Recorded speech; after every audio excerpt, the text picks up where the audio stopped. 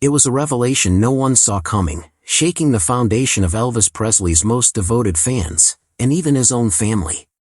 For years, she remained silent, holding on to a secret so startling, so deeply hidden, that not even those closest to Elvis suspected it. The world thought it knew how Elvis's story ended, but Ginger's revelation changes that narrative entirely. This isn't just a surprising detail, it's a revelation that redefines everything.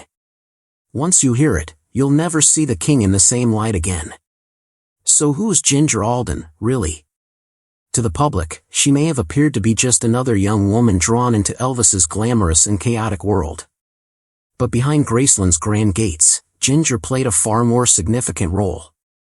At just 20 years old, she wasn't merely a girlfriend, she was the woman Elvis had chosen to marry, the partner he envisioned for the next chapter of his life.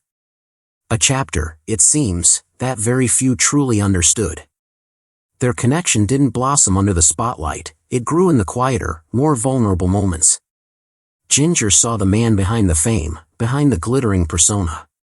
She witnessed him in the stillness of early morning, pacing the halls barefoot, lost in thought, whispering fears of being trapped, not just by fame, but by the version of himself the world demanded he be. He often asked things like, "What if I just walked away from it all, or what if I disappeared and no one noticed?" He wasn't joking, not really. Elvis was consumed with books about transformation, spirituality, and reincarnation. He spoke of his legacy as if it weighed heavily on him, not as something to be proud of, but as a burden. He once told Ginger that fame was the most beautiful prison one could be in. Then came the strange musings, half-spoken thoughts about starting over, going someplace no one would find him, adopting a new identity. Ginger wasn't sure if he was serious or testing her trust, but something in his eyes told her he meant what he said.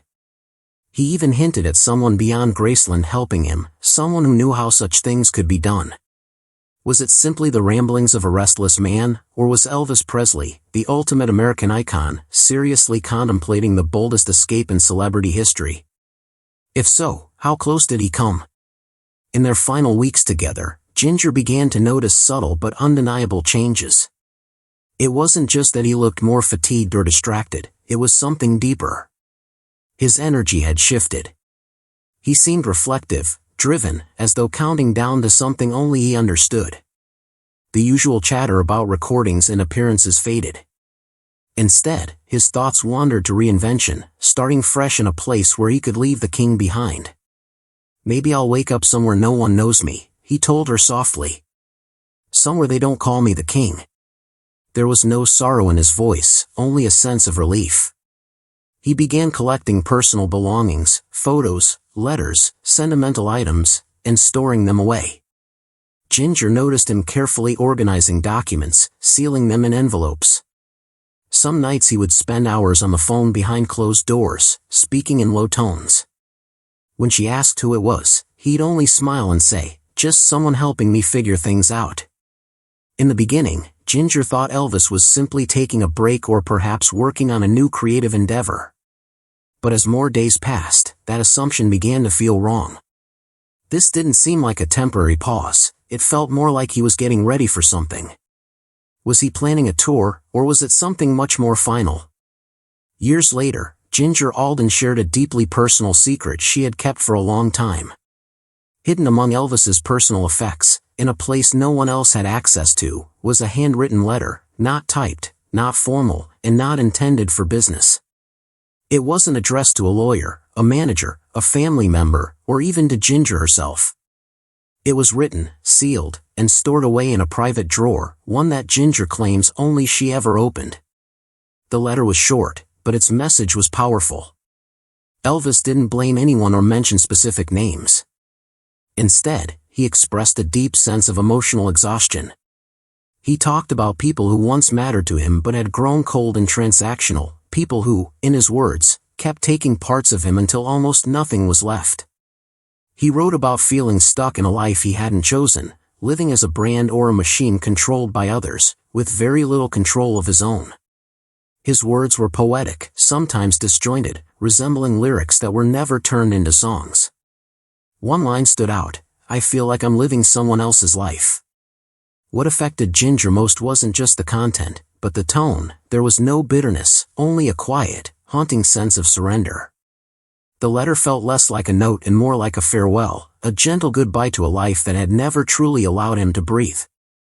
Over the years, Ginger read it again and again.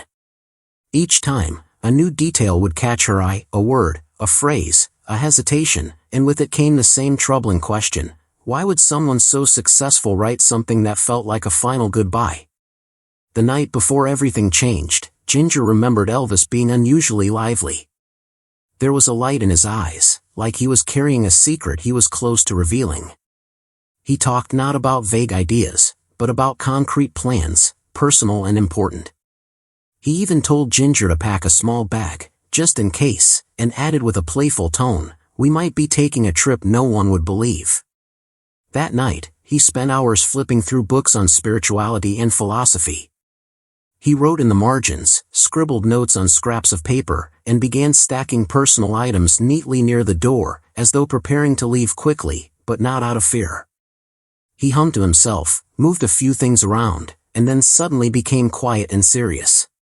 He told Ginger he needed some time alone. "I've got one last thing to take care of," he whispered, then slowly walked down the hallway, disappearing into the shadows of Graceland. Ginger was left standing there, feeling a heavy silence settle over her chest. What was that final task? Why did the whole moment feel so much like a goodbye without any words of farewell? It's a question that still lingers with her. Ginger said she woke up hours later with a sense that something was wrong, not just in the room, but in the very atmosphere of the house. Elvis wasn't where he normally would be. Something was off, his routine, his energy. Everything felt different. The small routines he followed so precisely were suddenly broken. The lights he usually left on were off. His favorite chair sat untouched. Everything of his was still neatly in place, yet the atmosphere felt hollow and unnaturally still, as though time itself had stopped. At first, she didn't panic. There were no signs of struggle, no furniture overturned, no note hastily scribbled, no sound or hint of what had happened. Only a profound emptiness, like something had quietly vanished. Ginger moved through the house in silence, half expecting to hear him call her name from another room, but only the quiet answered. What disturbed her most was how no one around her seemed genuinely alarmed. No questions were asked. No urgency to understand. The more she tried to grasp the moment, the more it escaped her. Even years later, she remembers that strange stillness, not as sorrow, but as a puzzle. It felt less like an ending and more like the beginning of something hidden, something only she had witnessed. In the days that followed, everything shifted for Ginger Alden. Her grief was compounded by a quiet erasure. The Presley family, once kind and welcoming, became distant. Conversations were short, eye contact avoided. No one asked what she'd seen or heard. The final hours became taboo, too complicated, too sensitive, and she, too, became part of what was better left unspoken. When reporters came, she was instructed to stay silent. And when she did speak, softly and with care, her words were twisted, taken out of context, or dismissed entirely. She became an easy target, a scapegoat. A young woman the world chose to blame without ever truly listening. So Ginger made a choice, to step away from the story. In public, she stayed mostly quiet. In private, she held on to the pieces that mattered, his letter, his last words, the strange things he told her that night. Every detail etched in memory. She never tried to turn it into profit. There were no tell-all books, no dramatic media tours. She simply waited, carrying a truth that grew heavier with time. And now, after decades of silence, she's finally ready to speak. What she shares changes everything. In a private, off-camera conversation with only a few trusted individuals, Ginger revealed what she had kept to herself for over 40 years. There was no dramatics, no shock factor. Her words came out slowly, with purpose, like someone letting go of something they had held inside too long. But her quiet truth carried weight. According to Ginger, Elvis's final days weren't spent planning a comeback. He wasn't focused on tours or rehearsals. Instead, he was preparing for something entirely different, a new life, away from the spotlight. He spoke of leaving everything behind, not out of fear, but with clarity and strength. He imagined starting over somewhere far away, free from the pressures and expectations that had followed him since youth. Ginger didn't see a broken man. She saw someone who was calm, focused, and intentional. He didn't want to be remembered in decline. He wanted to remain a legend, untouched by time. She made it unmistakably clear Elvis had both the means and the determination.